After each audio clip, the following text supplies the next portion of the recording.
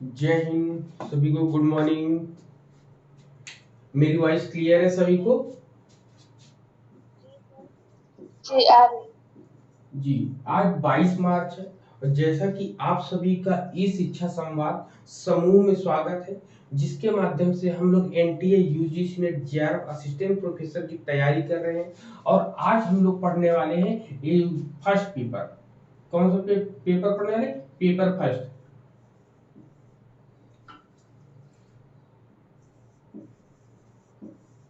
Paper first पढ़ने वाले हैं। पेपर फर्स्ट में अभी तक हम लोगों ने लॉजिक, भारतीय तर्कशास्त्र, इंडियन लॉजिक को हम लोगों ने पढ़ा था।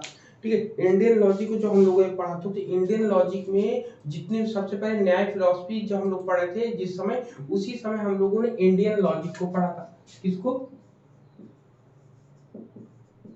इंडियन लॉजिक को। ठीक है, भारतीय तर्कशास्त्र, भारतीय तर्क शास्त्र। तो इसकी बात सबसे पहले न्याय फिलॉसफी में करते हैं। तो न्याय फिलॉसफी को दिया किसने था, बताओ आप लोग? न्याय फिलॉसफी किसने दिया था?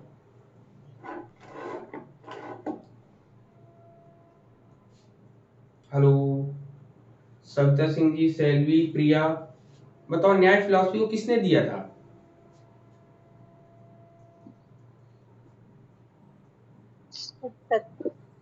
किसका? भूल गए क्या सब? न्याय दर्शन नहीं किसने दिया सर, था? भूले नहीं। जिनकी वाइफ अहिल्या है, जिसको जिनको जो भगवान राम ने अपने पैर से स्पर्श करके उनको फिर से महिला बना दिया था। याद आया किसी को? न्याय फिलॉसफी के फाउंडर कौन है, गौतम। प्रणेता? हाँ गौतम। हाँ, नहीं नहीं, गौतम ऋषि हैं, बिल्कुल ठीक। गौतम कौन है? ऋषि। गौतम ऋषि हैं। गौतम ये ऋषि। याद रखना है हम लोगों को, भूलना नहीं है। आप लोग भूल गए, मैं भी बताओ, लेटेस्ट पढ़ाई हुई चीजें आप भूल गए। चलिए, तो यहाँ पर गौतम ऋषि न्याय, जब न्याय फिलॉसफी की हम बात करते हैं तो न्याय फिलॉसफी के लिए गौतम ऋषि हैं। ठीक। तो यहाँ पर जब इतनी चीजें थी तो बात आया कि ये इंडियन लॉजिक की बात आई कहां से। ठीक है, तो इसकी बात सबसे पहले आती है नॉलेज या ज्ञान से। ठीक, सबसे पहले ज्ञान से आती है कि नॉलेज होता क्या है। नॉलेज को इन्होंने कितने रूपों में डिवाइडेशन करके या किस तरीके से बताया है। सबसे पहले नॉलेज को इन्होंने दो भागों में डिवाइड किया है। ठीक, दो भागों में डिवाइड किया है। तो दो भागों में डिवाइड करने पर ये कैसे बताते हैं, देख लें।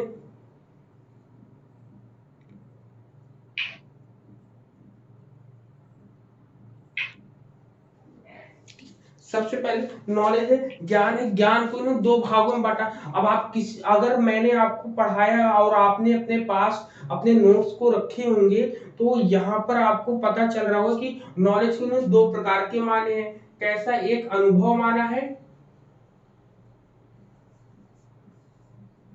ठीक, अनुभव जन्य माना है, अनुभव ज्ञान माना है। ठीक है, अनुभव ज्ञान माना है। दूसरा कौन ज्ञान? दूसरा कौन सा ज्ञान है? स्मृति ज्ञान। स्मृति ज्ञान माना है यहाँ पर। ठीक है, यहाँ पर ये, तो ये पॉइंट्स आपको याद होने चाहिए कि नॉलेज है। नॉलेज के टू टाइप्स इन्होंने बताए हैं। पहला अनुभव जन्य ज्ञान, एक्सपीरियंस के थ्रू। स्मृति मतलब याद रखने के थ्रू। तो सबसे पहले ये हुआ। फिर जो है इन्होंने अनुभव ज्ञान को डिवाइडेशन किया। अनुभव ज्ञान को इन्होंने प्रमा कहा। याद रखिए, प्रमा अप्रमा हम लोगों ने पढ़ा था ना, तो इसको इन्होंने प्रमा कहा। क्या कहा? प्रमा। प्रमा का मतलब क्या होता है? यथार्थ। यथार्थ ज्ञान की बात करते हैं ये। प्रमा का मतलब होता है। फिर इसको जो स्मृति ज्ञान था, इसको क्या माना इन्होंने? इसको इन्होंने अप्रमा माना। क्या माना? अप्रमा, जिसको हम बोलेंगे अयथार्थ ज्ञान।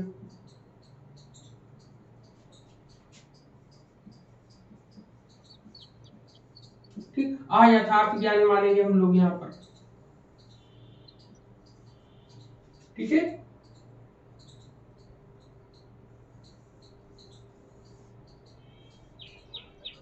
ये ऐसे ग्राफ बनाते चलिएगा, आपने शायद बनाए भी हो, मैंने बनवाया था।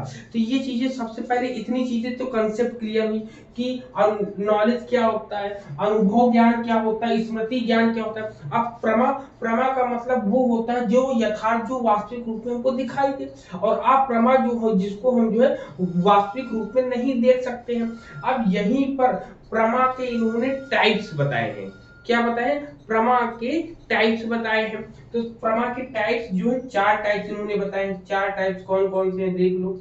सबसे पहले इन्होंने क्या बताया? प्रत्यक्ष बताया है, ठीक है, प्रत्यक्ष ज्ञान बताया है इन्होंने। फिर दूसरा इन्होंने क्या बताया? अनुमान ज्ञान बताया है।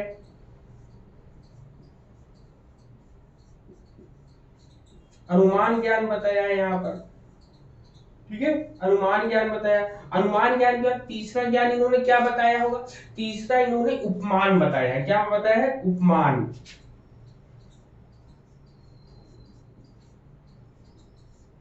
तीसरा इन्होंने उपमान बताया, और चौथा इन्होंने क्या बताया होगा? शब्द।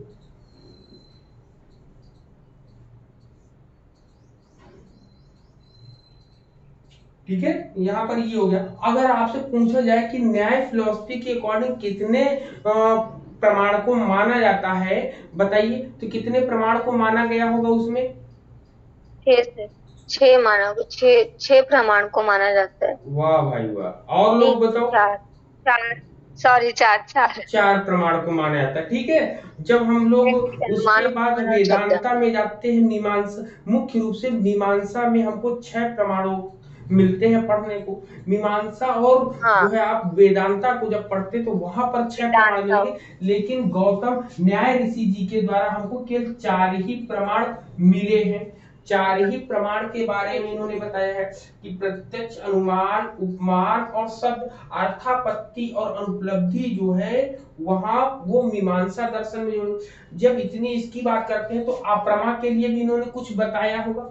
इन्होंने सबसे पहले बताया संशय, डाउट जो होता है ना, इन्होंने भी इनके 3 टाइप्स बताए हैं। सबसे पहला संशय बताया है, फिर विपर्य,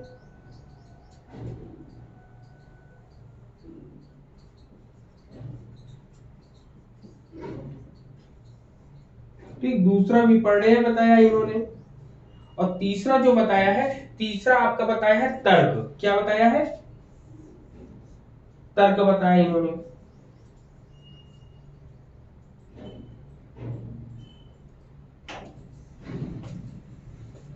ठीक, तो ये है, ये इतने टाइप्स इन्होंने बताए हैं।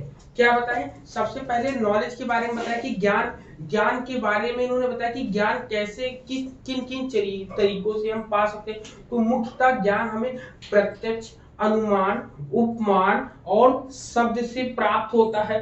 और इसके अधिक योग्य जो वस्तुएं होती हैं वह स्वयं होती हैं, वस्तुएं स्वयं होती हैं। शरीर है, इंद्रिय है, इंद्रिय वस्तु है, इंद्रिय वस्तुओं में कौन आएगा?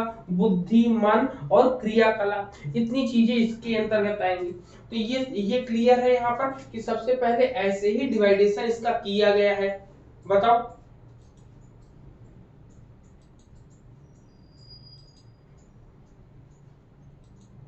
जी सर। ना, ठीक है। अब यहाँ पर अगर आप लोग भूल गए हैं तो हम लोग भारतीय दर्शन के अनुसार प्रमाण जो होते हैं, प्रमाण उनको भी पढ़ लेते हैं। सबसे पहले लिखेंगे भारतीय दर्शन, भारतीय दर्शनानुसार प्रमाण। ठीक, अगर हम इसकी बात करेंगे तो इसका ग्राफ अगर बनेगा तो कैसा बनेगा इसका ग्राफ? इसके ग्राफ में सबसे पहले ऑर्थोडॉक्स और हेटेरोडॉक्स बनेगा। सबसे पहले एक कौन सा होगा? एक आस्तिक संप्रदाय होगा और एक नास्तिक संप्रदाय होगा।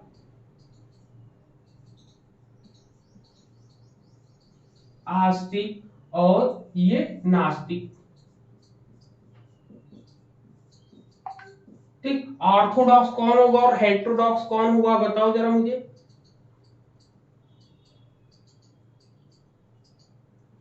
हेलो। तो सर ऑर्थोडॉक्स में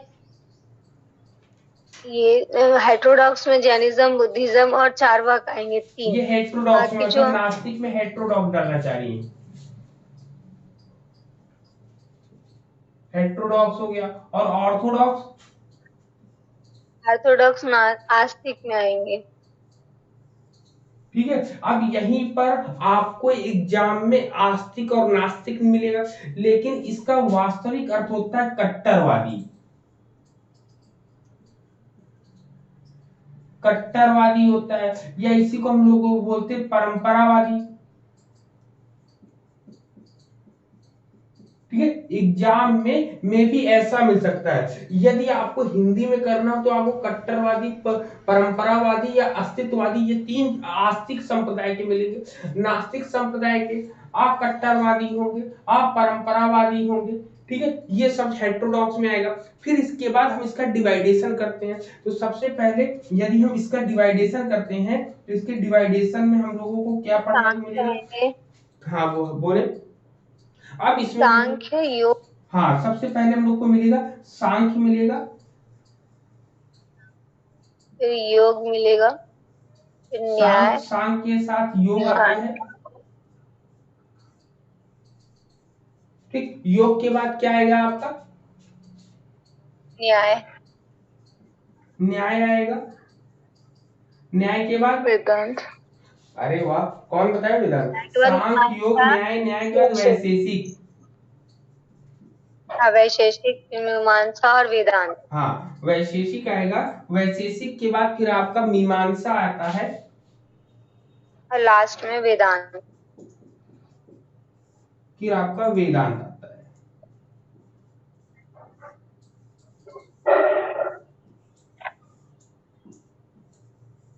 ठीक, तो ये आपके पूरे के पूरे कौन से डॉग हो गए? ऑर्थोडॉक्स हो गए। डॉग हो गए मतलब ऑर्थोडॉक्स हो गए ये। ठीक, अब इसे प्रमाणों की बात करेंगे कि इन्होंने प्रमाण को किसने क्या क्या माने हैं। तो सबसे पहले सांख्य दर्शन की अगर हम बात करेंगे तो सांख्य दर्शन टोटल कितने प्रमाण मानता है? तो सांख्य दर्शन 3 प्रमाण मानता है। कितने? 3 प्रमाण मानता है। योग दर्शन कितने मानता है? 3 प्रमाण मानता है।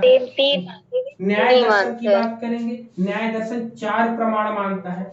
बात फंसती है वैशेषिक में। वैशेषिक कितने प्रमाण मानता है? चलो आप लोग वैशेषिक वाला बताओ। तब से ये मीमांसा आपके 6 प्रमाण मानेगा और वेदांत भी 6 प्रमाण मानेगा। अब बताओ वैशेषिक कितने प्रमाण मानता है? ठीक, तो वैशेषिक यहाँ पर मात्र 2 प्रमाण मानता है। ठीक है, अब प्रमाणों की संख्या हम लिख दी है तो प्रमाणों के नाम भी लिखना बहुत जरूरी है। तो सबसे पहला प्रमाण कौन होगा? सबसे पहले यहाँ पे प्रत्यक्ष होगा। प्रत्यक्ष, अनुमान, शब्द। ठीक है, हाँ, प्रत्यक्ष हुआ। कहने का मतलब ये प्रत्यक्ष जो है सभी में कॉमन है आपका। ठीक है, आएगा। प्रत्यक्ष जो है सभी में कॉमन है। तो लिख लो यहाँ पर भी पहला प्रमाण प्रत्यक्ष, यहाँ पर भी पहला प्रमाण प्रत्यक्ष हो जाएगा, यहाँ पर भी पहला प्रमाण प्रत्यक्ष हो जाएगा। ठीक है, जी सर।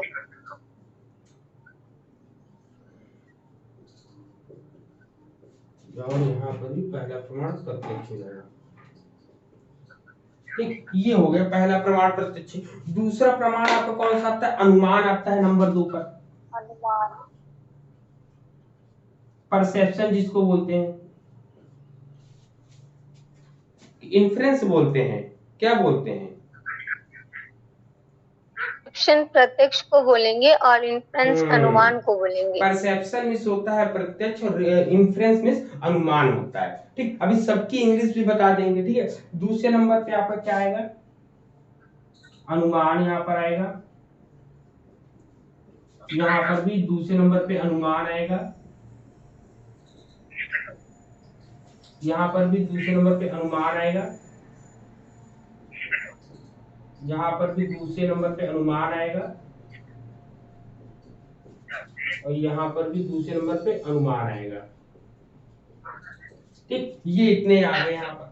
फिर इसके बाद अब यहाँ पर देखिए ये कंप्लीट हो गया। कहने का मतलब वैशेषिक वाले बस प्रत्यक्ष और अनुमान को ही मानते और किसी को नहीं मानते। लेकिन यहाँ पर सांख्य दर्शन जो है प्रत्यक्ष मानता है, अनुमान मानता है, फिर तीसरा जो है शब्द मानेगा। Testimony, verbal testimony. हाँ, वर्बल टेस्टिमनी जिसको बोलते हैं हम लोग। अगर जिसके सांख और योग एक साथ रहते हैं, इसलिए सांख ने जो जो बातें बोली हैं योग ने भी उनमें बोला है। अब एक अंतर केवल ये होता है, सांख में मूल तत्व कितने हैं, मूल तत्वों की संख्या पूछता है, कुल तत्व की नहीं। तो मूल कितने माने यहाँ पर? सांख्य में मूल्य तत्व 2, प्रकृति और पुरुषा। और योग में मूल तत्व प्रकृति और पुरुषा के साथ में ईश्वर को माना है। 3 बताएंगे। ठीक है, कितने बताएंगे? यहाँ मूल तत्व 2 है, यहाँ मूल तत्व 3 हो जाएंगे। तो ये चीजें हो गई। तो यहाँ पर देखो एक जैसे ही प्रमाण की बात मान रहे हैं। अब आता है न्याय। न्याय में आपके 4 प्रमाण जो मैं बता चुका, प्रत्यक्ष, अनुमान, शब्द, उपमान और शब्द। अब उपमान जुड़ जाता है नंबर 3 उपमान और शब्द, ये हो गया आपका। फिर वैशेषिक आपके 2 हो गए। यहाँ पर आपके प्रत्यक्ष, अनुमान, उपमान 2 ये हो गए। ठीक है, 2 के बाद यहाँ पर 3 यहाँ लिख देते हैं। 3 में आपका आएगा उपमान। नंबर 4 पे आपका क्या आएगा? शब्द आएगा। नंबर 5 पे आपका क्या आएगा? नंबर 5 पे आपका अर्थापत्ति आती है।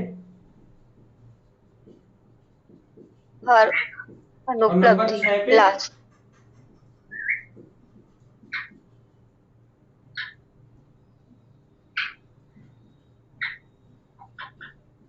अनुपलब्धि। ठीक है, सेम डिट्टो जो है वेदांत में भी यही मानता है। तो यहां पर आपको सबके सब पूरी चीजें आपको मिल गई होंगी।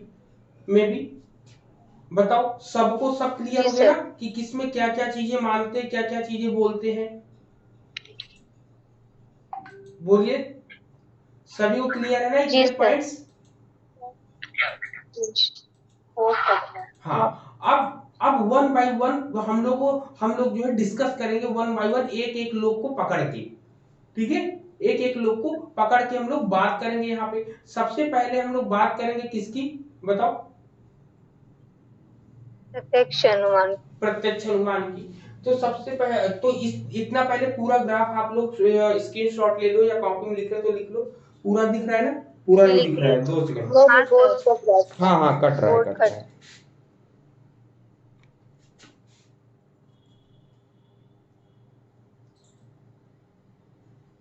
अब दिख रहा पूरा, ठीक? जी सर।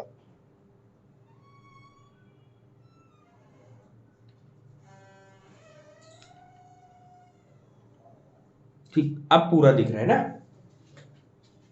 ठीक है, स्क्रीनशॉट ले लिए, साफ करें इसको अब हम। ठीक, अब वन बाय वन हम लोग डिस्कस कर लेंगे एक एक प्रमाण को लेके। ठीक है, एक एक प्रमाण में क्या क्या बातें कहेंगे, मेन चीजें हम लोग उठा लेंगे वहां से, जिसमें हम लोग का पूरा जो पढ़ा है हम लोगों ने इतने दिन में, वो पूरा का पूरा माइंड में आपका सेट हो जाएगा। ठीक है, फिर इसके बाद जब क्वेश्चन पेपर लगाएंगे, तब आपको क्वेश्चन पेपर को टच करने में कोई समस्या नहीं होगी। वहां पर जितनी भी नई चीजें मिलेंगी आपको नोट करना है।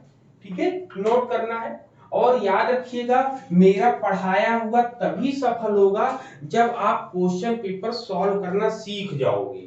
ठीक है, नहीं तो मान लो इतनी कथा, इतनी कहानियां बताने का कोई फर्क नहीं पड़ेगा यदि हम लोग क्वेश्चन को टच नहीं कर पाते हैं तो। ठीक है ना? तो क्वेश्चन को जरूर टच करिएगा, क्योंकि बिना टच करे आप एग्जाम में बैठेंगे तो आप परेशान हो जाएंगे। ठीक, तो अब सबसे पहले प्रमाण है, तो प्रमाण जो है, प्रमाण शब्द जो है ये प्रमा से बना है, जिसका इंग्लिश में अनुवाद क्या होता है? प्रूफ देना किसी भी चीज का। ठीक है, किसी भी चीज का प्रूफ देने की बात होती है। तो प्रमाण शब्द का अनुवाद तो समझ गए। इनमें कहता है कि प्रमाण को ज्ञान प्राप्ति का साधन माना जाता है। कहीं कहीं लिखा था ज्ञान का स्रोत जो होता है उसको क्या कहते हैं।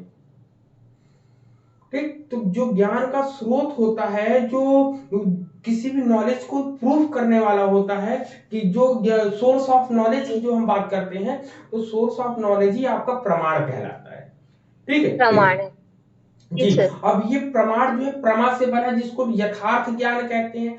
प्रमा नाम का मतलब होता है यथार्थ ज्ञान। यथार्थ ज्ञान का जो कारण हो, अर्थात जिसके द्वारा यथार्थ ज्ञान हो, उसे ही हम प्रमाण कहते हैं। तो एक लाइन में आप क्या लिखोगे? प्रमाण। यथार्थ ज्ञान का जो ज्ञान कराता है उसे हम प्रमाण कहते हैं। ठीक है, लिख लीजिएगा। यथार्थ ज्ञान का जो प्रमाण, यथार्थ ज्ञान को जो बताता है या जिसके द्वारा यथार्थ ज्ञान होता है, उसे हम प्रमाण कहते हैं। ठीक है, तो सबसे पहला हमारे सामने आएगा परसेप्शन। सबसे पहला आएगा, क्या आएगा? परसेप्शन।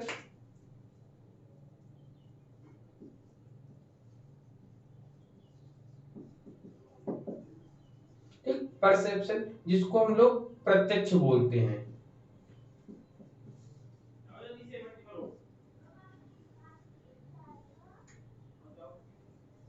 ठीक, अब परसेप्शन की जब हम बात करेंगे, प्रत्यक्ष प्रमाण की बात करेंगे, तो प्रत्यक्ष प्रमाण को भी मैंने डिवाइडेशन के काफी डिवाइडेशन बताए थे मैंने।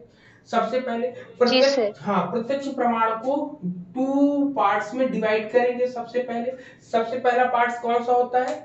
ऑर्डिनरी। कौन सा होता है?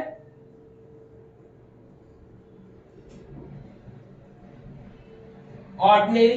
ठीक है, ऑर्डिनरी को हम लोग क्या बोलते हैं? लौकिक।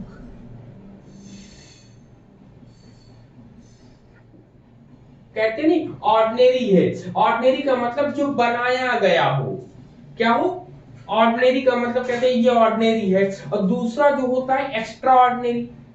क्या दूसरा? अलौकिक। हाँ, अलौकिक अभी बोला इन्होंने। एक्स्ट्रा। ठीक, एक्स्ट्रा ऑर्डिनरी जिसको हम लोग बोलते हैं अलौकिक। जिसको हम लोग बोलते हैं अलौकिक। ठीक, ये 2 पॉइंट्स हो गए। सबसे पहले प्रत्यक्ष प्रमाण को 2 भागों में डिवाइड किया गया है। एक लौकिक होता है, दूसरा अलौकिक होता है। क्लियर है ये 2 पॉइंट? फिर इसके बाद जो है इस लौकिक क्या होता है? लौकिक के बारे में आप लोग जानते हैं? बताओ जरा, लौकिक क्या होता है? जी जी सर। लौकिक, लौकिक वो, लौकिक के अंतर्गत लौकिक को भी 2 भागों में फिर बांटा गया। हाँ, लौकिक एक को भी दो एक्सटर्नल भागों में और डिवाइडेशन इंटरनल। किया गया है। एक एक्सटर्नल हाँ। परसेप्शन, एक और एक इंटरनल और परसेप्शन एक होता है। Internal perception. हाँ, जो जिसमें सामने, सबसे सामने हमारे हो, वही ऑर्डिनरी है, जिसको हम देख सकते हो, छू सकते हो, वो है। और एक्स्ट्रा ऑर्डिनरी जो हमारा सिक्स सेंस काम करता है, जैसे कि हमने कभी कभी ऐसा होता है, हमने सोचा और वो काम हो जाती, वो चीजें हो जाती, उसको एक्स्ट्रा ऑर्डिनरी में डालेंगे। बिल्कुल। अब जो एक्सटर्नल परसेप्शन होता है, उसमें 5 सेंस ऑर्गन्स होती हैं, जिसमें आंख, जी कान, सर। नाक, जीभ, त्वचा होती है। बताया ठीक था है, सर आपको। आंख, कान, नाक, जीभ और त्वचा, ये जी। 5 और बाह्य त्वचा। बाह्य प्रत्यक्ष होते हैं। एक्सटर्नल परसेप्शन होता है। लेकिन एक इंटरनल और परसेप्शन होता है। इंटरनल परसेप्शन में क्या आता है बताओ जरा? सर, इंटरनल में हमारा जो फीलिंग होता है, जो हम्म, हमने फीलिंग किया, इनर सेंस से जो हमने फील, हाँ, सीधे उसको हम सीधे में देखिए, कॉग्निटिव प्रिया बोले जी ने या बता फीलिंग दिया। कहे, इनर सेंस प्रिया से जी ने हमने जो एक वर्ड फीलिंग में किया, बता उसको दिया, जो हम मन होता है उसी को मानस बोलते मन। हैं। हाँ, जी सर। जी बस यही हो जाता है इसमें। जी सर। ठीक, अब इसके बाद जब हम करेंगे अलौकिक वाले की बात, तो अलौकिक क्या होगा? अलौकिक में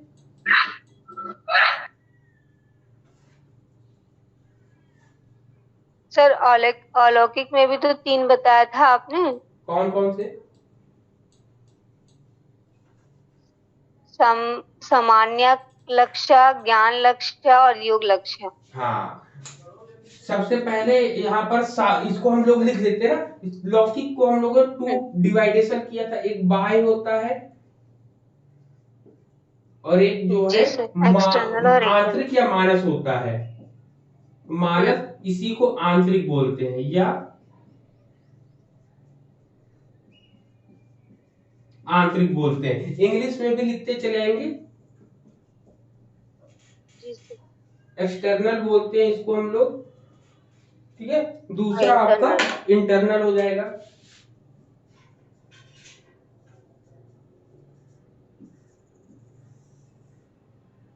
ठीक, ये दो बन गए यहाँ पर। अब इसके बाद हम लोगों ने आपने बताया कि अलौकिक या एक्स्ट्रा ऑर्डिनरी को हम लोग भी बांटते हैं, तो सामान्य लक्षण में हाँ सर। सामान्य लक्षण होता है पहला पॉइंट, ठीक है। दूसरा आपका कौन सा होता है? दूसरा आपका ज्ञान लक्षण। ज्ञान लक्षण होता है। ज्ञान लक्षण। और तीसरा है योग लक्षण। योगज। तीसरा है योगज। जी सर, योगज, जिसमें प्रेजेंट, पास्ट और फ्यूचर तीनों को देखा तीनों जाता को है। देखते हैं। अब सामान्य लक्षण और ज्ञान लक्षण ये सब क्या होते हैं, बताओ जरा इसमें।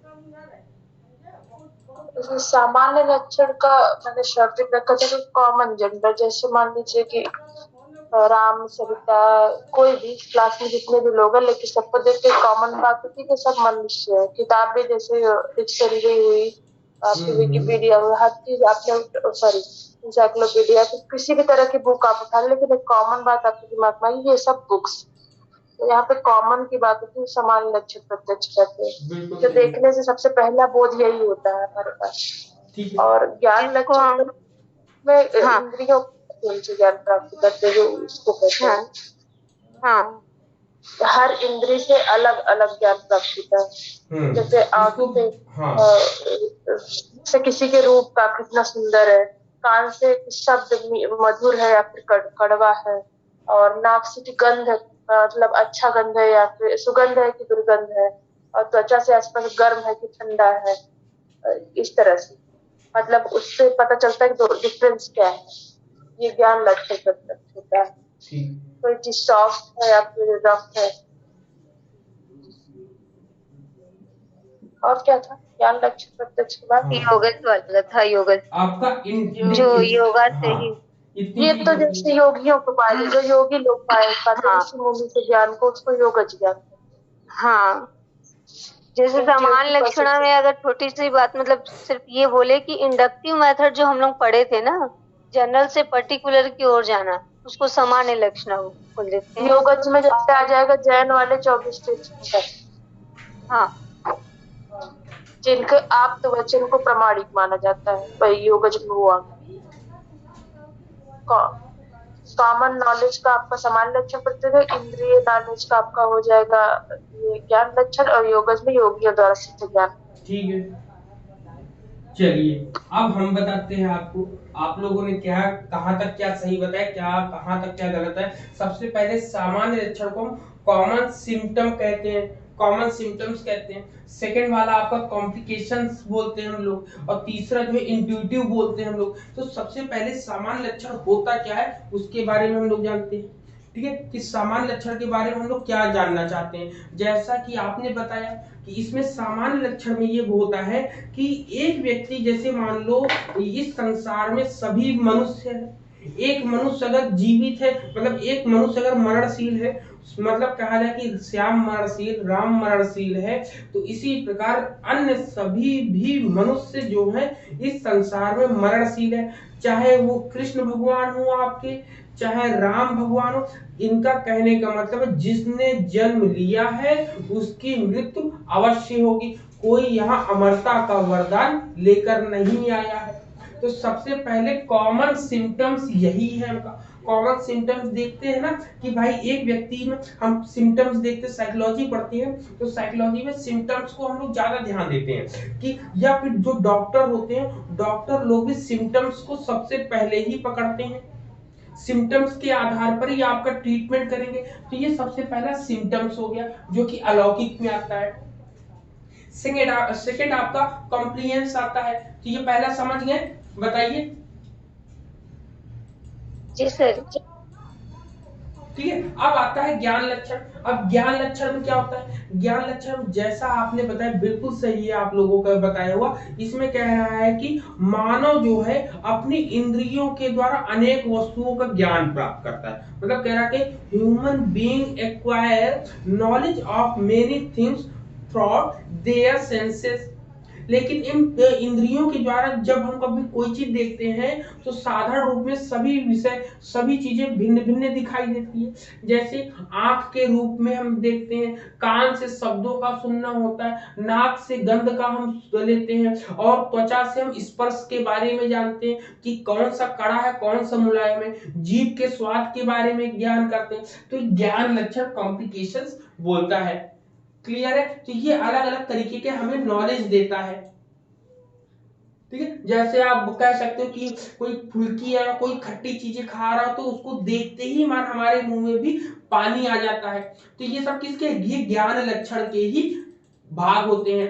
अब बात आती है योगज की। योगज के बारे में आप लोगों ने जो बताया बिल्कुल अभी सविता जी ने बोला कि जिसमें तीनों का हम लोग ज्ञान कर सके। मतलब ये साधारणतया इंद्रियों की शक्तियों को सीमित करती, यह सीमित है। मतलब कह रहा है कि ordinarily the power of the senses is limited. ठीक है, हम यहाँ पर बैठे हैं, हम दूर एवं सूक्ष्म विषय वस्तु को नहीं देख पाते हैं, न दूर की आवाज को सुन पाते हैं। अब दूर में रखे हुए वस्तुओं को ना तो हम चख सकते ना ही छू सकते, परंतु कुछ असाधारण व्यक्ति होते जिनमें योगज का ज्ञान पाया जाता है। ठीक है, योगज का ज्ञान क्या होता है, जिसके द्वारा हम, जैसा अभी सविता जी ने हम लोग को बताया, भूत, वर्तमान, भविष्य, सभी सूक्ष्म प्रकार की वस्तुओं का अनुभव करने लगते हैं हम। ठीक है, कि हमें पहले से ही वो फील हो जाता है। तो ऐसा कौन कर सकता है, जो योगी हो। योगी का मतलब जिसको योग का बहुत अच्छे से ज्ञान हो, जो प्रतिदिन योग करेगा उसको ना तो किसी प्रकार की समस्या होगी, वो भविष्य में होने वाली सभी समस्याओं को वो पहले से ही जान लेता है। ठीक, तो ये योगज के बारे में था आपका। क्लियर इतने पॉइंट? इसमें सर क्लियर हो गया? मतलब 3 स्तर बताए हैं कि एक होता है कि आप किसी को देखकर आप एक क्लास में बांट सकते हो कि ये मनुष्य है या पशु। ये आपका सामान्य लक्षण आपने देखा, प्रत्यक्षीकरण किया आपने इसमें। फिर आप इसको कॉम्प्लिकेशन में इसका ज्ञान मतलब कॉम्प्लिकेट करके इसको निकालेंगे। जैसे अब मनुष्य है तो मनुष्य ऐसा है, दिखने में वैसा, रूप का ज्ञान हो रहा है, ये काला है गोरा है ऐसा, मतलब आप कॉम्प्लिकेटेड नॉलेज आप प्राप्त करेंगे। और उससे भी जो कॉम्प्लिकेटेड है वो आप सिद्ध व्यक्ति हो सकता है। ठीक, लेकिन ऐसा देखिए, अब यहाँ पर ये एक चीज और समझने वाली बात है कि एग्जाम में क्वेश्चन आ सकता है। मैंने बताया था युजान आता है। हाँ, युंजान मतलब जिन व्यक्तियों को मतलब जो ऐसे ज्ञान की योगज ज्ञान से युक्त पुरुष को युंजान, मतलब कि इन दोनों का जिनको ज्ञान होता है उसको युजान तो ही कहेंगे। मतलब जो योग में पूर्ण नहीं है, जिन्हें आंशिक सिद्धि प्राप्त होती है, उन्हें जिनको ध्यान लगाने की आवश्यकता होती है, ऐसे लोगों को हम लोग युजान कहते हैं। क्या कहते हैं? युजान कहते हैं। ठीक है, एग्जाम में आपके फर्स्ट पेपर में आया भी कहीं ना कहीं ये क्वेश्चन। तो यह ज्ञान योगियों, अब ये युजान जो होता है इनको ज्ञान प्राप्त कैसे होगा, तो यह ज्ञान जो है योगियों को प्राप्त होता है। ठीक है, अब जब यहाँ पे युजान करना, मतलब युजान का मतलब वो जो जिनको ध्यान लगाने की आवश्यकता होती है, अब ध्यान लगाते लगाते उनको नॉलेज पूरा कंप्लीट हो जाता है, इसीलिए इसको योगज कहा गया है। ठीक है, तो क्वेश्चन कैसा था? क्वेश्चन यही आएगा कि आपसे क्वेश्चन ये पूछा जाएगा कि युजान में क्या आएगा। आपको कॉमन सिम्टम्स भी देगा, कॉम्प्लिकेशंस भी देगा, इंट्यूटिव नॉलेज भी देगा, और फिर पूछेगा, कोडिंग बना देगा कि ये बताओ कि युजान के अंतर्गत कौन आएगा। ए बी देगा, बी सी देगा, फिर केवल ए देगा, फिर केवल ए, फिर तीनों दे देगा। तो वहां पर हम लोग को कॉमन सेंस लगाना है। ठीक, अगर आपने पूछा कि इसकी बात हम लोगों को कहां पर देखने को मिलेगी, किस दर्शन में देखने को मिलेगी, तो जैन दर्शन का जो कैवल्य ज्ञान है ना, वो जो है योगज के अंतर्गत आता है। योग जिसको केवल ज्ञान हो जाता है तो वर्तमान भूत भविष्य तीनों को देख लेता है। वहीं हम बौद्ध दर्शन में जाएंगे तो बौद्ध दर्शन में जो बोध कहलाता है, बोधि जो होता है उसको भी भूत, बोधि, वर्तमान, जी भविष्य, प्रेजेंट, पास्ट, फ्यूचर तीनों का ज्ञान हो जाता है। वही जब वेदांत में जाते हैं तो वेदांत का साक्षात्कार करते हैं, तो वेदांत में भी जो मुक्ति का मार्ग जो पा लेता है, उसको जिसको हाँ। सभी चीज का ज्ञान हो जाता है वो होता है। तो ऐसे फिलोसफीज में हम लोग देख सकते हैं कि ये आपका इंट्यूटिव नॉलेज की बात करते हैं हम लोग। तो इसमें हम लोग ए और बी डालेंगे, सामान्य लक्षण और ज्ञान लक्षण। हाँ, जिनको सामान्य लक्षण ज्ञान लक्षण से ऊपर उठ के जो आते हैं वो योगज कहलाते हैं। अब जैन दर्शन में, जैन फिलोसफी में कैवल्य क्या होता है? कैवल्य में ही बताया है ना कि मति, श्रुति, अवधि, मना, पर्याय, इन सब का जो ज्ञान हो जाता है तो वो कैवल्य हो जाता है वो आपका। केवल बोध प्राप्त में भी करें। आपको बताया कि जी सर। जिसको शुद्ध बुद्ध जिसको शुद्ध बुद्ध हर चीज का ज्ञान शुद्ध हो जाए बुद्ध मुक्त चरित्र। वो बोधि कहलाता है आपका। वेदांता में है, वेदांता में आपका जिसको विवेका जो ख्याति हो आत्म जाती है, साक्षात्कार, आत्मा आत्म का साक्षात्कार परमात्मा हो में जाता है, मिलन हो जाए। वो हो जो जाता है आत्म आपका। साक्षात्कार कर और लेते अगर हैं हम उन्हीं की सांख में बातें ही देखेंगे, सांख में जिसको विवेका ख्याति हो जाती है वो विवेक हो ख्याति जाएगा प्राप्त हो आपका। जाए। ठीक, तो ऐसे कुल मिला के जो रियल वर्ड है उसको पकड़ लेना, वही योगज है आपका। क्लियर है यहाँ पर? इतनी चीजें बताओ सबको। जी सर। अब इसी में कुछ पॉइंट और आएंगे आपको। अब इसी को एक डिवाइडेशन अलग, लौकिक को एक अलग रूप में डिवाइडेशन किया गया है लौकिक को। ठीक है, ये देखो, इसको हाँ भी याद रखना, इससे भी क्वेश्चन बनते हैं। ठीक है, सबसे पहला निर्विकल्पक आएगा। ठीक है, निर्विकल्पक।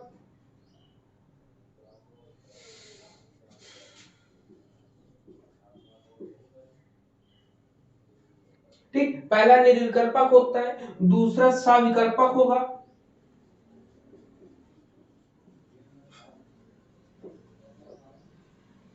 ठीक है, और तीसरा आपका प्रतिभिज्ञा होगी।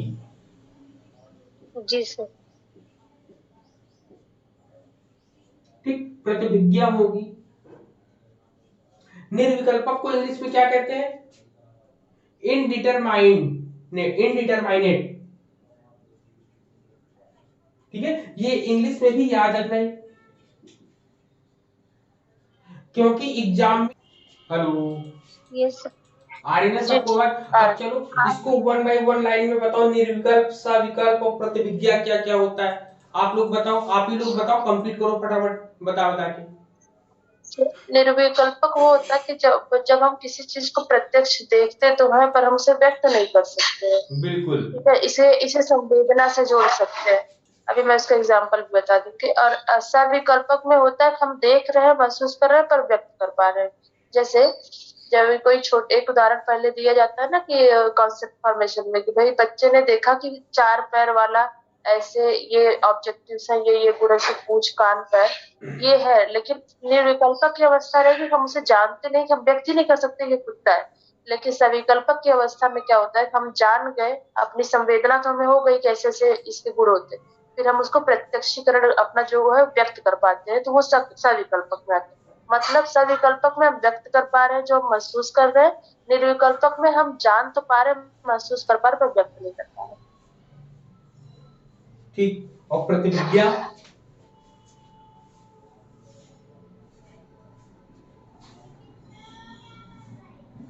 चलिए, तो ठीक है, तो इतनी चीजें बताई। तो सबसे पहले निर्विकल्पक क्या होता है? निर्विकल्पक के बारे में ये कहा जाता है कि निर्विकल्पक प्रत्यक्ष में विषय के गुण, रूप और प्रकार का ज्ञान नहीं होता है। कहने का मतलब, दूर से कोई एक व्यक्ति आ रहा है, उसकी चाल से, उसकी ढाल से, उसके हाव भाव से लगता है कि मैं उसको जानता हूं, लेकिन वो 100% श्योरिटी नहीं होती है। जैसे हम सोकर तुरंत उठते हैं, सोकर तुरंत उठते हैं तो धुंधला धुंधला सा दिखाई देता है। अब हमारे 10 फीट या 20 फीट दूरी पर टेबल पे कुछ रखा है गोल गोल सा, हम अनुमान लगाते हैं वहां पर कि वो सेब रखा होगा वहां पर, वो, लेकिन वो 100% श्योरिटी नहीं है। तो एक लाइन में आप कह सकते हैं निर्विकल्पक प्रत्यक्ष में आपका इनडिटरमाइनेट में क्या होता है कि इसमें किसी भी विषय के गुण या रूप या प्रकार का ज्ञान नहीं होता है। ठीक है, इस ज्ञान की अभिव्यक्ति नहीं हो सकती है, इसलिए इस ज्ञान के संबंध में हमेशा सत्यता अथवा असत्यता का, ट्रू और फॉल्स की बातें हमेशा सदैव उठती रहती हैं आपकी। ठीक है, तो ये होता है निर्विकल्पक में, जैसा कि इन्होंने एग्जाम्पल के रूप में भी हम लोगों को समझाया है। ठीक है, जैसे मान लो चारपाई पर हम बैठे सो रहे थे, सोते सोते अचानक से जग गए, और अचानक से जगने के बाद हम जब देखते हैं सामने तो वो चीजें नहीं दिखाई देती। वही हमने एक पढ़ाते समय, ये जब इस क्लास को मैं बता रहा था तो मैंने एक छोटे भाई और बड़े भाई की कहानी बताई थी कि एक मान लीजिए कि सुबह जो है हमारा छोटा भाई हमें जगाता है, उस समय कुछ क्षणों तक हम अपने भाई को नहीं पहचान पाते हैं, या अचानक से कोई आपके घर में आपको जगाता है, पर क्या हुआ, अचानक से उठते तो देखते ना कि कौन है हमारे सामने, तो उस समय जो ध्यान नहीं होता है, आभास नहीं होता है, उसी को निर्विकल्पक कहा गया है। क्लियर, कि कुछ समय के लिए हमें कि कोई भी विषय वस्तु का ज्ञान नहीं होता है, उसी को निर्विकल्पक या इनडिटर्मिनेट कहा गया। अब इसके विपरीत जो है, इसके जस्ट अपोजिट क्या आता है, सविकल्पक। सविकल्पक में क्या होता है, किसी भी वस्तु का निश्चित और स्पष्ट ज्ञान हो जाता है। ठीक है, क्या होता है इसमें, निश्चित और स्पष्ट ज्ञान जो हो जाता है उसको सविकल्पक कहते हैं, जिसमें निश्चित और स्पष्ट ज्ञान नहीं होता उसे निर्विकल्पक कहा जाता है। जैसे मान लो कि कुर्सी को हम देखते हैं तो हमें सिर्फ कुर्सी के अस्तित्व का ही ज्ञान नहीं रहता, बल्कि कुर्सी के गुणों का भी ज्ञान रहता है, कि कुर्सी पर बैठ सकते हैं, कुर्सी पर खड़े होकर कोई काम कर सकते हैं, फिर अनेक कामों में उसको हम लेकर प्रयोग में लाते हैं। तो सविकल्पक प्रत्यक्ष में वस्तु के आकार के साथ साथ वस्तु के प्रकार का भी ज्ञान होता है, वस्तु के गुण का भी ज्ञान होता है। इसीलिए प्रत्यक्ष, सविकल्पक प्रत्यक्ष को निर्णयात्मक या डिसीजन वाला भी हम लोग कहते हैं, जो हम लोग को सही रास्ता दिखाता है डिसीजन लेके। क्लियर है, ये 2 पॉइंट बताओ, क्लियर सबको? Yes sir. हाँ, क्लियर है। अब आता है प्रतिविज्ञा में क्या होता है, रिकॉग्निशन की हम बात करते हैं, तो रिकॉग्निशन में कहता है जब आपको ये सही और गलत, मतलब इसमें हमेशा संदेह की बात रही, सत्य हो भी सकता है नहीं भी हो सकता है, लेकिन ये डिसीजन करके देता है, नहीं आप जो निर्विकल्पक वाले कहते हैं नहीं, आप जो परेशान मत हो, आपको हम सही रास्ता बताते हैं, तो ये आपको सही रास्ता बताते हैं। प्रतिविज्ञा क्या होती है, प्रतिविज्ञा को कुछ विद्वानों ने सविकल्पक प्रत्यक्ष का एक विशेष रूप बताया है। प्रतिविज्ञा का अर्थ जान लो क्या है, प्रतिविज्ञा का अर्थ होता है पहचानना। दोबारा रिकॉल करना। प्रतिविज्ञा का अर्थ क्या होता है, पहचानना होता है जी, ठीक, दोबारा मतलब कोई भी चीज पहचानना। रिकॉल करना। ठीक, पहचानना। अब इसमें कैसे, जैसे भूतकाल या कल या परसों हमने, या मान लो 1 साल 2 साल पहले कोई चीज देखी हुई वस्तु है, उस वस्तु को वर्तमान में पुनः देखने पर यदि हम उसको पहचान जाते हैं तो उसी को प्रतिविज्ञा कहा गया है। साधारण सी बातों में कि यदि कोई व्यक्ति 2 साल के बाद जब आपको देखने से मिलता है तो आप कहते हो अरे ये तो वही आदमी है जो एग्जाम सेंटर पे हमको मिला था या इंटरव्यू में हमको मिला था, तो उसकी कुछ ना कुछ विशेषताएं होती हैं जिसकी वजह से हम उनको याद रखते हैं। बताओ कितनी चीजें क्लियर है सबको? सभी क्लियर है यहां तक ना? ठीक, अब आता है इन्फ्रेंस। प्रिया जी आपको स्कूल तो नहीं जाना है?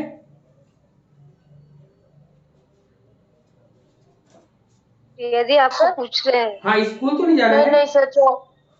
नहीं सर, बोर्ड पेपर में ड्यूटी लगी है 24 को, 7 बजे तक चले जाऊंगी, अभी तो 9 बजे तक। अच्छा, अभी तो। अब देखिए, अब आते हैं हम लोग इन्फ्रेंस में या अनुमान में। इसको देखिए, परसेप्शन को इसलिए बड़ा खींचा है हमने, खींचा नहीं है दरअसल, इसमें ज्यादा मैटर है भी, और क्वेश्चन जो है ऊपर के जो 4 है प्रत्यक्ष और अनुमान से ही सबसे ज्यादा क्वेश्चन पूछे जाते हैं, इसलिए इनको थोड़ा सा बताना है हमें। तो ये आता है अनुमान, ठीक है, अनुमान को हम लोग क्या बोलते हैं, इन्फ्रेंस बोलते हैं। आज सामने भी पेपर होगा ना सर? है ना जी? अनुमान पेपर आज शाम में करेंगे ना? हाँ हाँ, शाम में भी करेंगे।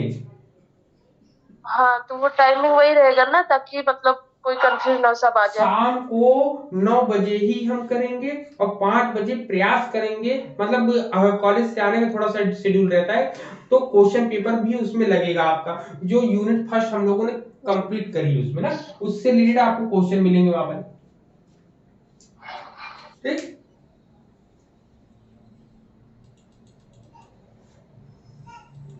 तो अब अनुमान की बात करते हैं। अनुमान क्या होता है? अनुमान में सबसे पहले बताओ, अनुमान में क्या होगा?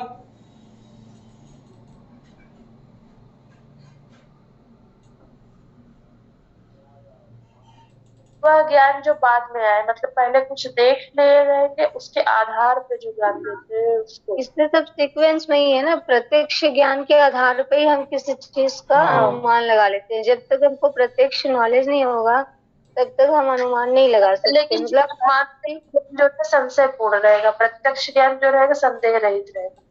हाँ वो तो है, लेकिन उसका नॉलेज होने के बाद ही हम अनुमान लगाएंगे कि आग है, तो अगर धुआं देखा है तो आग जरूर होगा। अब जो इसका अनुमान तो में क्वेश्चन आपने आ गया। आग और धुएं का संबंध जब बताएंगे, अनुमान जो है कह सकते हैं, अनुमान इन्फ्रेंस जो है दो शब्दों से मिलकर बने। अनु अनु का मतलब होता है पश्चात, अनु का मतलब होता है पहले, और मान का मतलब होता है ज्ञान। जो देखने के बाद ज्ञान हो, जिसको बीतने के बाद जो ज्ञान होता है, मतलब पश्चात ज्ञान, या स्पष्ट रूप से पूर्व ज्ञान के पश्चात होने वाला ज्ञान जो होता है, मतलब पूर्व ज्ञान जो आपको दिख रहा है कि अब पूर्व ज्ञान हो चुका है हमें, उसके बाद जो हमारे माइंड में आ जाता है उसे ही हम पश्चात ज्ञान कहते हैं। इसी को ही हम सापेक्ष ज्ञान भी कहते हैं। तो इसको क्या कहते हैं? पश्चात ज्ञान कहते हैं, पूर्व ज्ञान कहते हैं, और सापेक्ष ज्ञान कहते हैं। ठीक, ये दो चीजें, ये तीन चीजें निकल कर आती हैं। तो इसमें जो है हम लोग को व्याप्ति मिलता है।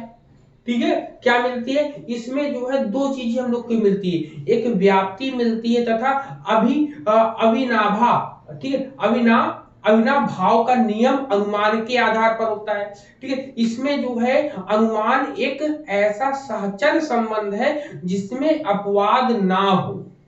ठीक है, अपवाद ना हो, जैसे आपने अभी एक एग्जांपल दिया आग धुआं, तो इसी में हम लोग को हेत्वा और साधन और साध्य पढ़ने को भी मिलता है ना।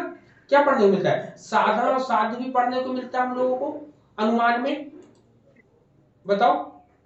यस, कॉज एंड इफेक्ट पता चलता है, हेतुआभास पता चलता है। हम लोग को अनुमान जो है दर्शन, जब कभी बात करते हैं न्याय दर्शन के दूसरा प्रमाण माना जाता है। अनुमान शब्द का विश्लेषिक अर्थ आपने पता ही कर लिया। ठीक है, कि पश्चात ज्ञान होता है, इसको ही जो है वह प्रत्यक्ष ज्ञान ही इन्होंने बताया कि वह प्रत्यक्ष ज्ञान ही ज्ञान है जिसके आधार पर अनुमान की प्राप्ति होती है। ये लाइन बहुत इंपॉर्टेंट है, आपसे क्वेश्चन आएगा कि वह ज्ञान ही प्रत्यक्ष ज्ञान है जिसके आधार पर एक प्रकार के प्रमाण को माना जाता है। लाइन लिख लीजिएगा कि वह ज्ञान ही प्रत्यक्ष ज्ञान है जिसके आधार पर भारतीय दर्शन में एक प्रमाण की प्राप्ति होती है। तो प्रत्यक्ष अनुमान के ज्ञान पर ही हमें अनुमान प्रमाण की प्राप्ति होती है। ठीक है, तो ऐसा क्वेश्चन आपको बनेगा आपके सामने। ठीक है, अब जैसे इन्होंने कैसे एग्जांपल दिया कि एक पहाड़ है, पहाड़ पर धुएं को देखकर हम आग होने का अनुमान कर लिया जाता है। ठीक है, आग होने का अनुमान कर लिया जाता है। तो यह अनुमान जो है, यह अनुमान वह ज्ञान है जिसमें प्रत्यक्ष से हम यहाँ पर प्रत्यक्ष से अप्रत्यक्ष की ओर जाते हैं, मतलब परसेप्शन से इन परसेप्शन की ओर जाते हैं। ठीक है, तो याद रखिएगा अनुमान में हम लोग कहां से आते हैं? यह क्वेश्चन आ सकता है कि प्रत्यक्ष से जब हम अप्रत्यक्ष की ओर जाते हैं तो ये किस भारतीय तर्कशास्त्र में माना गया है प्रत्यक्ष से अप्रत्यक्ष की ओर जाने का? तो बहुत से लोग आंसर आपका क्या लगाएंगे, परसेप्शन या प्रत्यक्ष प्रमाण को ही लगाएंगे, लेकिन आपको याद रखना है आपको इन्फ्रेंस लगाकर आना है एग्जाम में। ठीक, क्या लगा के आना, इन्फ्रेंस आपको लगाकर आना है यहां पर। अब यहां पर हम लोगों ने एक वर्ड यूज किया था, साधन। ठीक, साधन क्या है, तो इन्होंने बताया कि वह स्वतंत्र एवं निरपेक्ष ज्ञान जिसके द्वारा हम यह कह सकते हैं कि यह सही है। जैसे हमने बोला कि जहां आग लगती है वहां धुआं होगा, तो आग यहां पर साधन का रूप दे रहा है कि नहीं, आग क्या कर रहा है, साधन का। मतलब कुल मिला के इसमें कह सकते हैं कि किसी भी चीज को हम लोग साधन और साध्य के आधार पर देखते हैं। ठीक है, किसी भी चीज को हम इन दोनों के साथ जोड़कर ही बता सकते, किसी एक के आधार पे या किसी एक के होने पर दूसरे को हम नहीं बता सकते कि कोई एक नहीं है तो दूसरा भी नहीं है, ये सही है। लेकिन इसी में आपको अपरोक्ष ज्ञान और परोक्ष ज्ञान मिलेगा आपको। ठीक है, कौन कौन से ज्ञान मिलेंगे, अब याद रखिएगा, इसी में किसमें, अनुमान में ही आपको दो प्रकार के नॉलेज मिलते हैं। कौन कौन से, आपको ये नॉलेज कहां पर पढ़ने को मिलता है, आपको जैन फिलॉसफी में पढ़ने को मिलता है ना, इमीडिएट नॉलेज और मीडिएट नॉलेज, परोक्ष ज्ञान और अपरोक्ष ज्ञान। जैनिज्म में परोक्ष और अपरोक्ष ज्ञान, मतलब मीडिएट और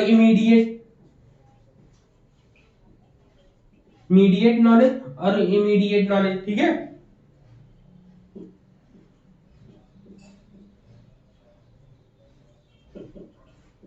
इमीडिएट नॉलेज। तो इन दोनों नॉलेज को भी हम लोग यहाँ पर पढ़ते हैं, देखते हैं, जो कि जैन फिलॉसफी में बहुत अच्छे तरीके से हम लोगों ने इसको पढ़ रखा है। क्लियर है यहाँ पर, बताओ इतनी चीजें।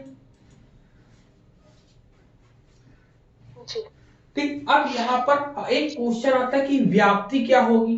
अब व्याप्ति के बारे में, क्योंकि एग्जाम में क्वेश्चन आता है कि व्याप्ति क्या है,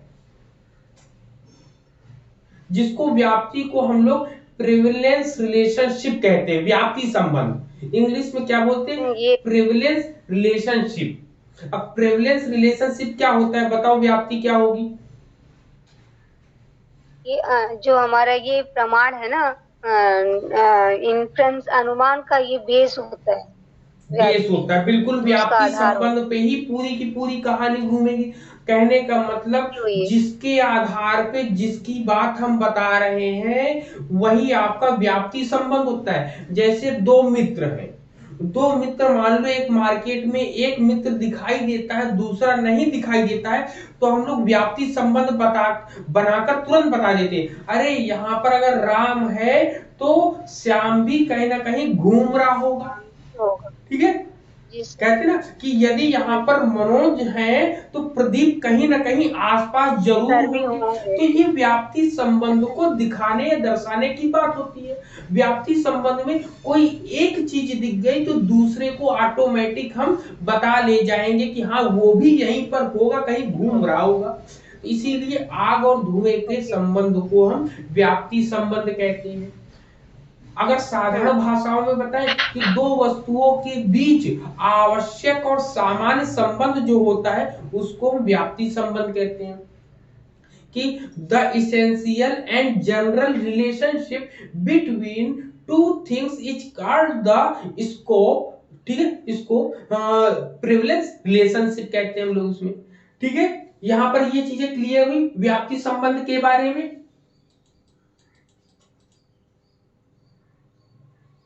हेलो जी सर। अब इसी अनुमान में आपको और चीजें आएंगी, तीन अवयव, तीन एलिमेंट्स या तीन चीजें इसमें कंपोनेंट्स इसमें बताई गई हैं। एक क्या बताया गया है, पक्ष बताया गया है, एग्जाम में आता है, जरूर आता है क्वेश्चन। एक साध्य आता है और तीसरा क्या आता है, हेतु आता है। ये तीन एलिमेंट्स इसमें अनुमान में, इन्फ्रेंस में माने गए हैं। अब तीन इन्फ्रेंस में सबसे पहले क्या होता है, साइड, इंड और पर्पस।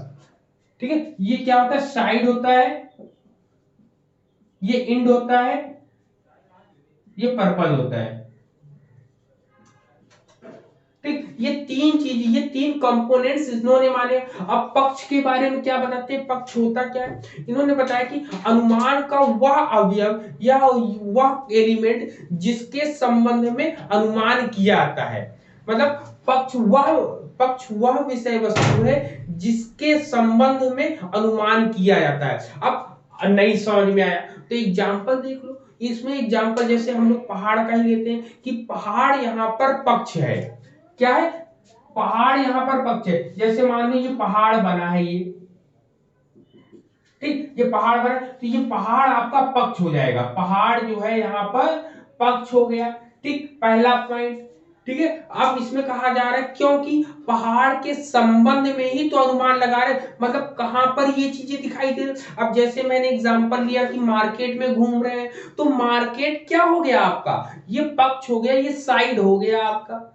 ठीक है, गार्डन में दो लोग घूम रहे हैं, एक व्यक्ति दिखाई दे रहा है, दूसरा नहीं दिखाई दे रहा है, तो पक्ष वहां पर क्या होगा, वो गार्डन हो जाएगा। होटल जाओ, होटल में दो लोग बैठे हैं, एक लोग गायब है, एक लोग बैठे हैं, तो वहां पर साइड क्या होगा, वहां पर साइड बताएंगे वो होटल होगा। तो ये पक्ष की कहानी है जिसमें पक्ष में हम लोग पहाड़ को जोड़कर बताते हैं। क्लियर है ये पॉइंट, बताओ पक्ष वाला क्लियर हो गया। जी सर। अब ये दूसरा हो गया। अब आती है साध्य। साध्य क्या होता है, कहते हैं कि पक्ष के संबंध में जो कुछ सिद्ध किया जाता है उसे साध्य कहते हैं। एग्जाम्पल कह रहा है कि आग जो है यहां पर साध्य है। आग क्या है, यहां पर आग क्या है, साध्य। मतलब एक यहां पर मैंने बताया होटल में एक व्यक्ति दिखाई दे रहा है, दूसरा व्यक्ति नहीं दिखाई दे रहा है, तो ये एक व्यक्ति ये बैठा हुआ है जो, इसको क्या कहेंगे और इसको क्या कहेंगे। तो भाई हमें आग दिखाई तो देती नहीं, तो आग जो चीज, मतलब ये व्यक्ति बैठा हुआ नहीं दिखाई दे रहा, लेकिन तो हम इसको क्या बोलेंगे, साध्य बोलेंगे कि इसकी वजह से ये बैठा है। कोई एक व्यक्ति वेट कर रहा है, मान लो आप कहीं जाते हो और कोई वेट कर रहा होता है, तो आप उसके लिए क्या हो, आप साध्य हो। क्या हो, आप साध्य हो, जिसको इंड बोलते हैं, जिसकी वजह से वो बैठा हुआ है। ठीक है, तो यहां पर ये कहानी दो चीजें समझ में आई, मतलब जिसको सिद्ध करना चाहते हैं वही आपका होता है। या एक लाइन ये लिख सकते हैं कि जिसको सिद्ध करना चाहते हैं वही साध्य कहलाता है।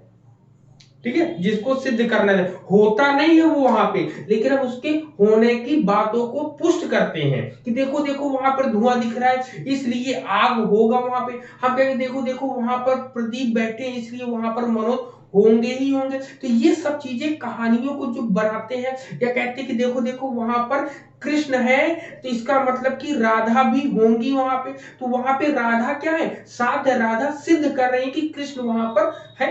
तो ये सिद्ध करने की जो कहानी है यही आपका क्या कहलाता है, साध्य कहलाता है। कंप्लीट क्लियर समझ में आया, बोलिए। ठीक है, ये साध्य हो गया। अब यहीं पर एक चीज और बचता है, हेतु।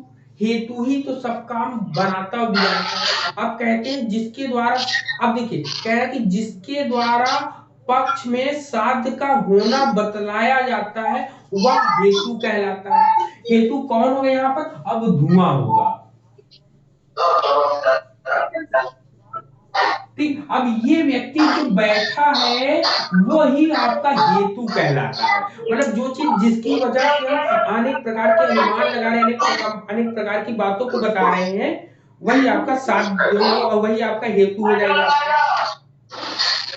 ठीक, वही आपका हेतु कहलाएगा। तो कुल मिला के यहाँ पे जो अनुमान में धुआं है, धुएं को हेतु बताए, क्योंकि धुएं को देखकर ही पहाड़ पर आग होने का अनुमान लगाया जा रहा है।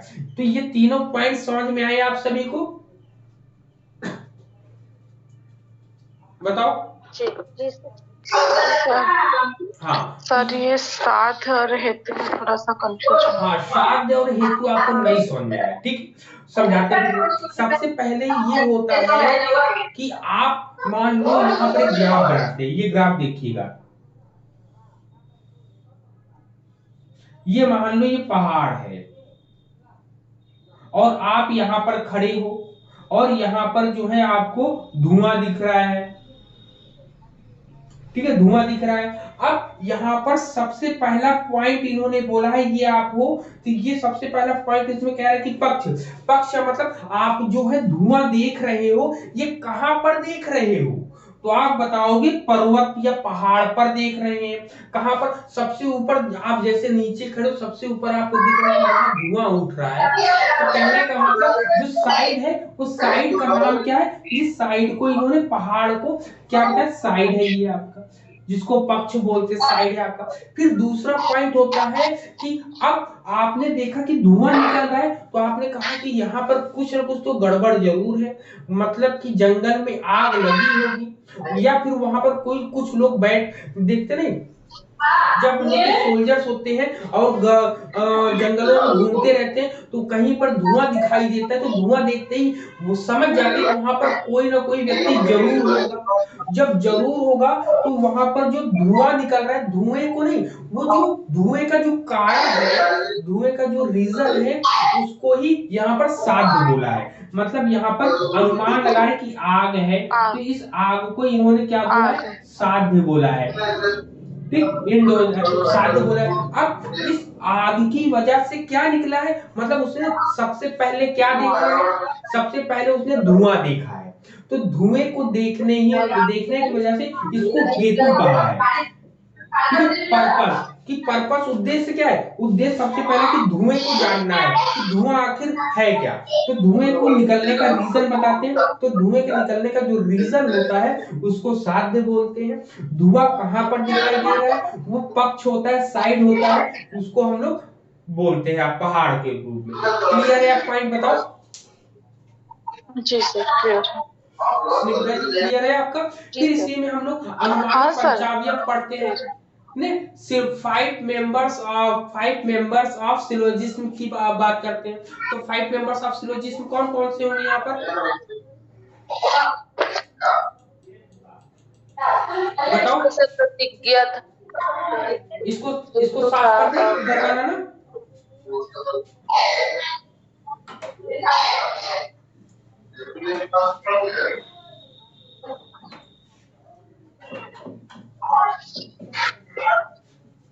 देखिए यहाँ पर एक एक लाइन में कंसेप्ट को क्लियर जरूर करिएगा, क्योंकि एग्जाम में आपको पढ़ा लिखा कुछ नहीं, आपके माइंड में जो चीज बैठी रहेंगी वही चीज आपको बहुत कायदे से समझ में आएगी। तो सबसे पहला पॉइंट इसके सिलोजिस्ट, 5 सिलोजिस्ट,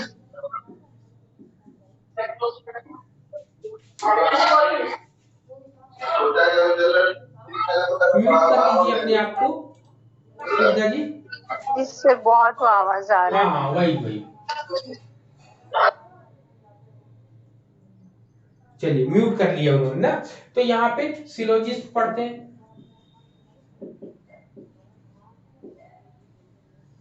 ठीक। सिलोजिस्ट में इन्होंने 5 सिलोजिस्ट बताए हैं, ठीक है। 5 मेंबर्स इसमें बताए हैं, कितने मेंबर्स बताए हैं, टोटल 5 मेंबर्स बताए। 5 मेंबर्स में अभी प्रतिमा जी हमको बता रही थी पहला कौन सा है,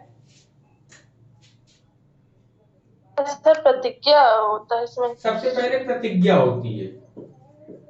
प्रतिज्ञा प्रतिज्ञा को हम लोग क्या बोलते हैं, और एक उपनय करके ऐसे कुछ होता है। तो सबसे पहले प्रतिज्ञा के बारे में जान लेते हैं कि प्रतिज्ञा होती क्या है। इसमें कह रहा है कि अनुमान के द्वारा जिस वाक्य को हम सिद्ध करना चाहते हैं उसे ही प्रतिज्ञा कहते हैं। कह रहे कि the sentence which we want to prove by inference is called assertion, ठीक है। assertion भी कहीं पढ़ते हैं, pledge भी पढ़ते हैं, इसको assertion भी हम लोग पढ़ते हैं, प्रोपोजिशन भी कभी कहीं बोलते हैं, हाँ कभी प्रोपोजिशन भी हम लोग के नाम से जानते हैं। तो इसमें कैसे इसको समझ सकते हैं कि प्रतिज्ञा होती क्या है। इसमें आपको जो चीज सिद्ध करना है, अब सिद्ध क्या करना है, तो यहाँ पे आपको आग को सिद्ध करना है। कहते हैं कि मान लो जैसे पहाड़ पर आग है, तो किसको सिद्ध करना है, आग को सिद्ध करना है। तो कुल मिला के हम लोग आग को जो सिद्ध करेंगे, साध्य की हुई प्रतिज्ञा कर देते हैं, हम जो सिद्ध करना चाहते हैं वही हमारा साध्य है, और साध्य को ही, हाँ यहाँ पर ये भी एक लिख लेंगे, साध्य को ही बोलेंगे, ठीक है। अब ये एक दूसरे से चीजें जुड़ जाएंगी ऐसे ही आप, ठीक है, तो ये पहला पॉइंट हो गया, हम लोग को प्रतिज्ञा समझ में आ गया। दूसरा पॉइंट इसमें क्या बताया इन्होंने, हेतु। ठीक है, दूसरा आपका हेतु है। आपका हेतु को बोलते हैं द प्लेस ऑफ कॉज। क्या बोलते हैं हम लोग, पर्पस भी बोलते हैं, और वो बोलते हैं द प्लेस ऑफ कॉज भी बोलते हैं, द जी sir, place the of place of cause. Cause, the place of cause. ठीक है, तो इसमें क्या बोला कि भारतीय तर्कशास्त्र में अगर हम देखते हैं कि हेतु का स्थान भारतीय न्याय वाक्य में दूसरा स्थान है। ठीक है, हेतु का, क्योंकि इसमें सब जो सिलोजिज्म की बात करते हैं, सिलोजिज्म में इसका सेकंड पोजीशन आता है। इसमें क्या कहा गया, इसमें कहा गया है कि प्रतिज्ञा को सिद्ध करने के लिए जो युक्ति दी जाती है उसे हेतु कहते हैं। जैसे इसमें उदाहरण के रूप में पर्वत पर आग को प्रमाणित करने के लिए हम क्या कहते हैं, इसमें धुआं है, धुआं ही धुआं। तो प्रूफ कर रहा है ना कि वहां पे तो आग यहाँ है। पर ये धुआं आ जाएगा। ठीक, ये क्लियर हो गया 2 पॉइंट। फिर इसका तीसरा पॉइंट क्या हो जाएगा आपका, उदाहरण, जिसको हम उदाहरण एग्जाम्पल भी सहित कहते हैं। व्याप्ति। मतलब जैसे सर कहीं और आग देखे रहते हैं, फिर पर्वत की आग को कंपेयर करते, दोनों में व्याप्ति संबंध निकालते हैं कि क्या है कि वहां आग था, क्या है कि आग, इसका मतलब यहाँ पर होगा आग होगा। ठीक, जो उसको प्रमाणित करे। ठीक, एक्सप्लेनेशन। ठीक, एक्सप्लेनेशन सेंटेंस। ठीक, एक्सप्लेनेशन सेंटेंस विथ एग्जांपल। बिल्कुल सही बोला, विथ एग्जांपल।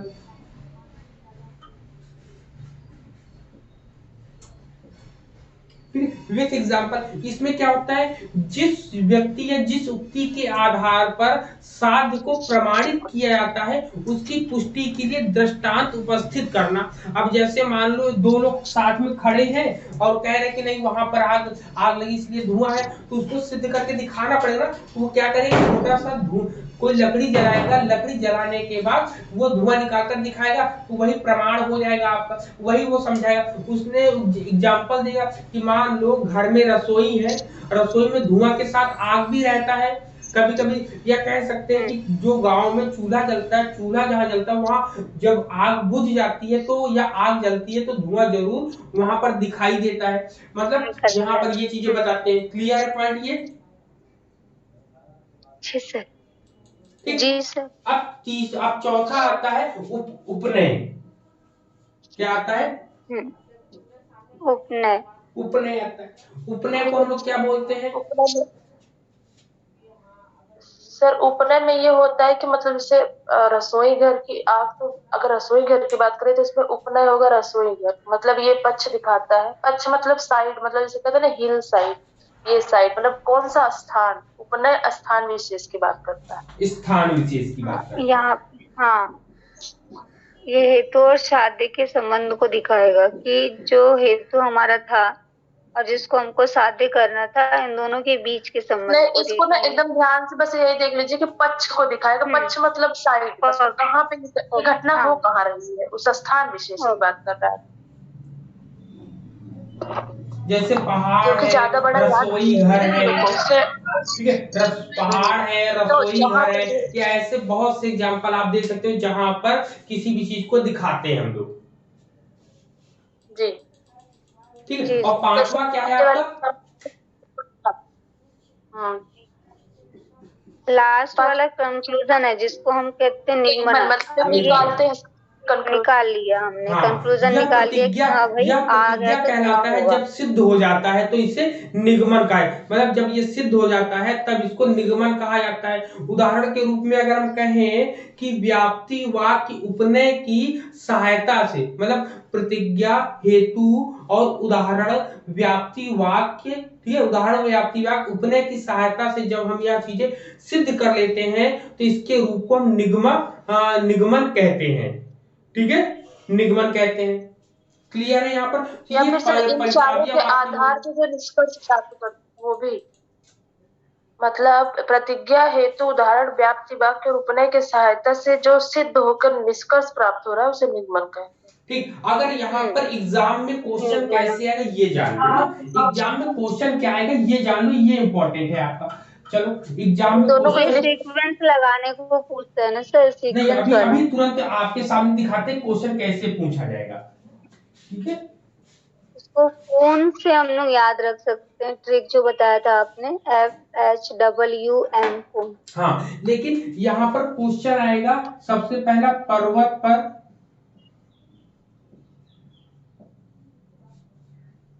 ऐसे वाले में तो घूम ठीक जाते है। हैं। क्वेश्चन आएगा पर्वत पर आग है, ये पहला पॉइंट है, ठीक, पहला पॉइंट।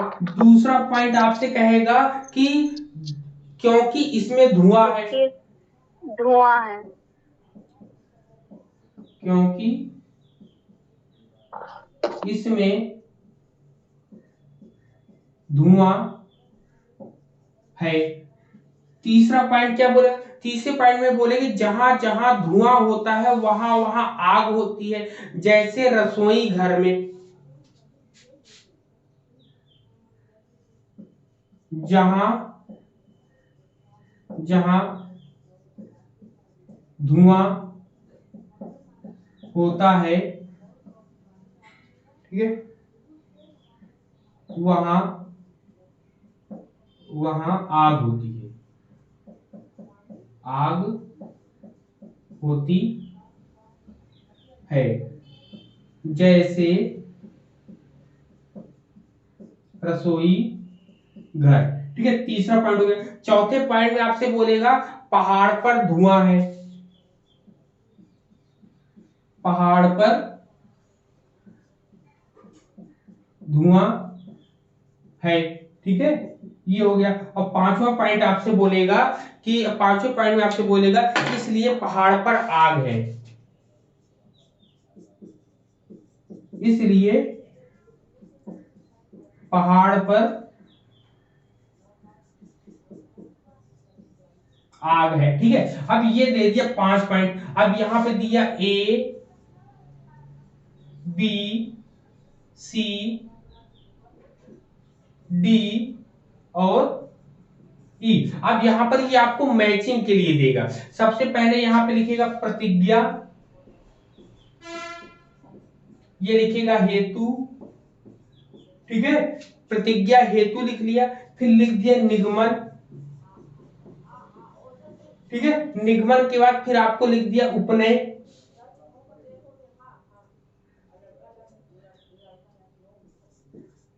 उपनय, और फिर इसके बाद लास्ट में लिख दिया उदाहरण सहित व्याप्ति,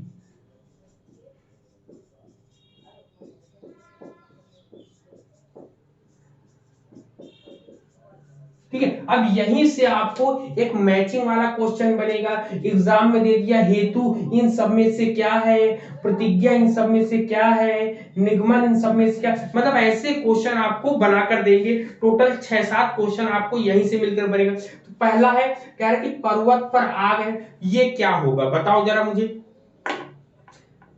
सबसे पहला पर्वत पर आग है, ये क्या होगा, ये होगा, ये हेतु होगा, प्रतिज्ञा, निगमन, उपनय, क्या होगा बताओ जरा।